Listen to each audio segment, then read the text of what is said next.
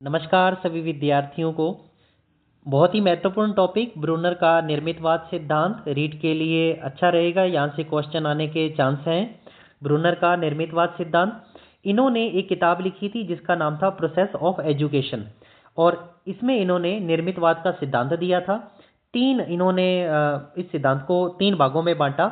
अब ये नहीं याद रखने, ये कुछ नहीं, ये बदल जाएंगे, ये बदलने वाले हैं, ये नहीं बदलेंगे। इनएक्टिव, आइकॉनिक और सिंबॉलिक 3 स्टेज हैं। इनएक्टिव स्टेज, आइकॉनिक स्टेज और सिंबॉलिक। इनएक्टिव, आइकॉनिक और सिंबॉलिक 3 हैं।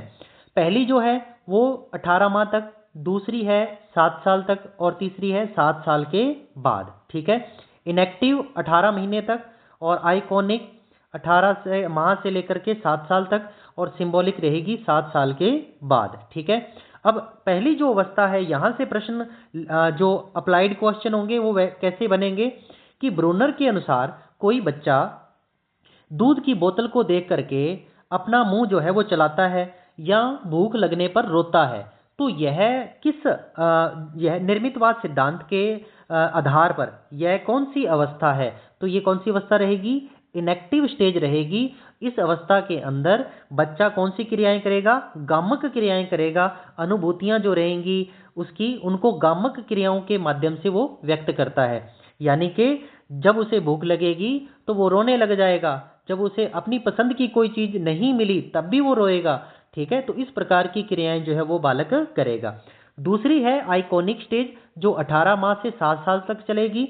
अब इसमें क्या होगा कि जो भी उसकी अनुभूतियां रहेगी उनका वो क्या करता है? मानसिक निरूपण करता है, प्रत्यक्षीकरण कर लेता है। जो चीज देखेगा उसको वो सीख लेगा, अपने दिमाग के अंदर उसकी इमेज को वो बिठा लेता है। और किसके माध्यम से सीख रहा है? प्रत्यक्षीकरण के माध्यम से सीख रहा है। जो चीज उसके सामने है उसको देख करके वो ज्ञान प्राप्त करके सीख रहा है। ठीक है, तो ये स्टेज रहेगी 7 साल की। बस देखी तो वो प्रत्यक्षीकरण हो गया उसका, और वो उसको पता चल गया कि ये बस है। किसी जानवर को देखता है, जानवर को देख करके उसका नाम बता दो, ये शेर है, तो बालक को पता लग जाएगा और आने वाले भविष्य के अंदर वो हमेशा याद रखेगा कि ये कौन है? शेर है। संकेतात्मक अवस्था, अब ये सिंबॉलिक वाली याद रखनी है आपने, 7 साल के बाद रहेगी। इस अवस्था के अंदर जो भी बच्चे रहेंगे वो, उनकी जो अनुभूतियां रहेंगी उनको भाषा के माध्यम से या शब्दों के माध्यम से प्रकट करेंगे। यहाँ कोई भी चीज होती है ना इस अवस्था के अंदर, तो भाषा के माध्यम से नहीं बता सकता क्योंकि बच्चा बोल नहीं सकता। लेकिन इस अवस्था के अंदर जो भी उसकी अनुभूतियां रहेंगी वो शब्दों के माध्यम से उसको वो प्रकट कर सकता है। यहाँ पर जब उसको भूख लग रही थी तो वो बोल नहीं सकता था कि मुझे भूख लगी है, मुझे खाना चाहिए। क्या कर रहा था? वो रो रहा था। लेकिन इस अवस्था तक आते आते जब उसे भूख लगती है तब ये कहने लग जाता है कि मुझे भूख लगी है, मुझे खाना चाहिए। तो ये कौन सी अवस्था होगी? तीसरी। 3 है, इनएक्टिव, आइकॉनिक और सिंबॉलिक। उम्मीद है बेहतर समझ आया होगा। धन्यवाद।